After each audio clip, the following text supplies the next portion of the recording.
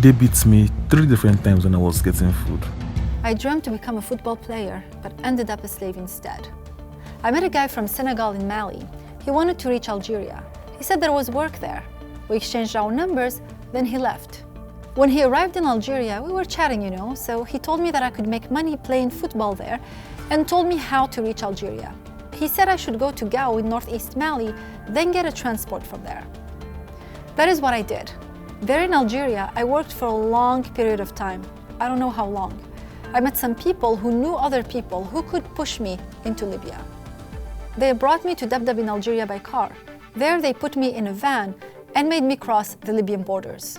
I spent 2 years in Libya. I was mostly detained and tortured. I had to work for people that would not pay me. I escaped and was hosted in the black neighborhood of Tripoli by other brothers. They helped me cross the sea and reach Italy. This is the story of a young Guinean man that had dreams of a better life, but ended up enslaved in Libya before fleeing to Europe, a destination he'd never considered. My name is Peter. I'm 29 years old, and I come from Anambra State in Nigeria. My family is very poor. We did not have any money or job. My father died when I was young. My older brother also died. My other brother never recovered from that. He had mental issues and could not help raising money. My sister got pregnant when she was 17, but the father of the child did not want to recognize his son. My mother and I still had to push my sister to go stay with him anyway because we could not afford to support her and her child. When my mother died, I was lost. I had other 3 siblings to feed and did not know what to do. A well-known man in my village, somebody respected with money, came and told me that he could help. I knew him very well, as everybody else in the village, and he knew about my situation. He told me that he could bring me to Europe where I could get a good job and pay him back. He said that he would take care of everything. One day he came to see me and said, "Tomorrow we will go. Get ready." I prepared a bag with a few clothes and my phone. It was February 2015 when we left Nigeria. I did not know where we were going, and he just told me that we would go to Europe by plane. I had no documents, and I thought that the man from my village would arrange everything at a certain point when we would get to the plane. I did not have to pay. The man from my village paid for everything. We left together, me and the man from my village. He came with me all along the journey across Nigeria and Niger until we reached Libya. When we got to Libya, the man from my village had contact. He knew people and he had a business there. He owned a car washing. He gave me to another Nigerian man and told me that I had to work if I wanted to eat until he organizes the last leg of the journey. This is the man who finally organized the journey to cross the Mediterranean Sea. He gave me to another man, an Arab, and I had to work for him as he would feed me. I was starved, I was tortured. That's where I understood that there was no plane. When I got to Libya, I was scared. I was very far from home and did not know what to do. I thought that if I came back, the men from my village could hurt me, maybe even kill me. So I decided to obey to this other Nigerian man that I was given to and work for whoever he wanted me to work for. I stayed in Libya for 2 years. From there, I crossed the sea to Italy. When I arrived in Italy, I contacted the man from my village. He asked me for money and he said that I had to pay him back. I had to pay my debt. He told me that I must give him 10,000 euros. So I started sending him whatever I had, like the pocket money that you get here from the reception center in Italy. He said he would find me a job, a good job. He told me to wait. One day he called me and explained to me that I was going to work in the drug business.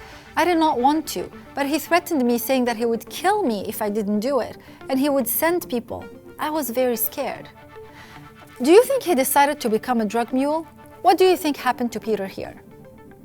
You see, a lot of us would be inclined to thinking that he probably smuggled drugs or participated in some criminal activity, maybe even robbed someone on the streets. This is the whole stereotype we hold of illicit migrants. They take our jobs, they are criminals, they are dangerous. But here's the deal. Peter went through hell twice. He was scammed, deceived, enslaved, starved, tortured before going to Europe. Once there, instead of engaging in a crime, he actually sought help from the people of the center he was hosted at. Most illicit migrants will have a similar story, that of a real horror movie.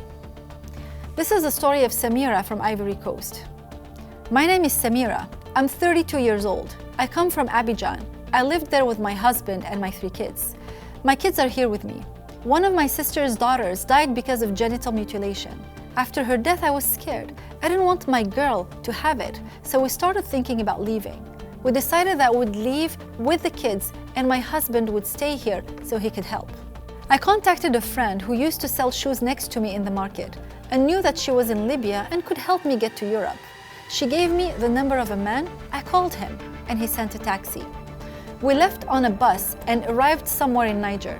After 3 days, we left on a big truck to go to Saba in Libya. We were brought to a camp with so many people living there from all countries. There, they organized the first sea crossing. We left in an inflatable boat with over 130 people on it. It was a very bad boat and we were too many people. After 2 days at sea, we were stopped by the Libyan Coast Guard, arrested, and brought to the detention center. We spent 4 months there. It was really bad. The war was outside, but one day a bomb hit the prison and we managed to escape. On the road, we met an Arab man who helped us. He gave us his shoes and some bread. We started walking again towards Tripoli in Libya. We slept outdoors for 2 nights.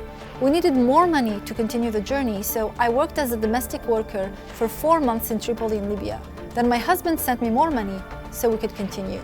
I called back the men who had helped us before and organized the crossing. We left again on an inflatable boat, and again we were arrested by the Libyan Coast Guard and brought to yet another detention center. This detention center was even worse than the first one. I got beaten there, heavily beaten. I still have so many scars. After 3 months, we managed to escape, but it was really not easy. If they find you, they torture you. We had seen the girls who tried. Once out, the friend I had escaped with convinced me to go with her man. He was cheaper and he was honest. We left on an inflatable boat again, but I don't know how many people were there. I couldn't pay attention. I was so sick and tired, I thought we would die. We spent so much time at sea, so long. On the 3rd day, an NGO boat came and rescued us. When we arrived to Lampedusa in Italy and they brought us to the hospital, I cried under the hot shower. I could not sleep. I was so happy. Do you think of Samira as a criminal? She was detained twice, tortured, starved. All she wanted was to save her daughter from a potential death. Is that bad? Well, as a mother, I don't think so. I mean, imagine landing in Europe with a criminal record already stating the first thing you did when you got there was cross illegally, which is a crime. Then imagine being returned to Côte d'Ivoire with your daughter, not caring what would happen to her. I know, there are other legal avenues like being an asylum seeker, because it would not be applicable in this case. What do you think happens to asylum seekers? You think they live the life in Libya? There are images of Egyptian and Syrian asylum seekers in a detention center in Libya. It's a thing. These are not isolated cases. A Guinean man who found himself in a debt bondage situation says, in prison in Libya, you would eat only once a day. They would throw food through the door and people would fight and get hurt trying to catch some food. We were so thin, we were like skeletons. Here at the reception center, you would see that many people do not have teeth anymore. It's because of the torture. It's a common practice in Libya. A Guinean man who was interviewed in Italy says, in prison in Sabrata, there was a girl who had a phone. A friend of mine from Mali used it to call someone in his village who put him in touch with an Arab man. This Arab man came and said that he could take us out of the prison, but we had to work for him for free to repay him for the money that he had spent in order to get us out. In Sabha, I was subjected to torture, beatings, electric shock. I was held to the ceiling. People would have me lying on the floor and then hit me with a big stone on my legs. I was burned. I did not eat or drink for days. They wanted my money. I had nobody to call. This is a testimony of a Nigerian man interviewed in Italy as well. He made it to Europe after years of torture. Another Nigerian man says, there was no food in prison and they tortured me to convince me to pay, but I had no money. One day, one of the armed men who used to bring us food came, took me and brought me to work in his olive field. I worked for him collecting olives. I mean, can you imagine for a second the impunity, the lawlessness? The prison guard had agency to take him out and basically enslave him. The others kept torturing him, thinking that he would give them money. The nerve! A guard hit me with a hose when I went down the stairs to go get water. These stories are a testimony to who the real criminals are. It's not only about the torture or the enslavement. They beat me 3 different times when I was getting food. They make us sit and look straight at the sun. These detention centers are hell, but they are only part of the journey these migrants went through.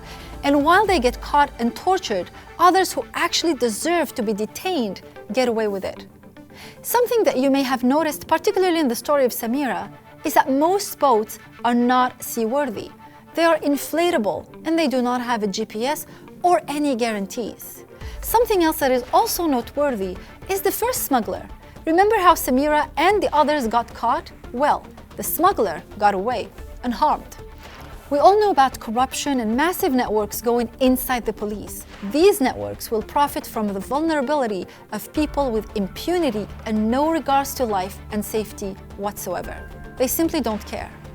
Last year alone, nearly 3,000 people died trying to cross to the Mediterranean.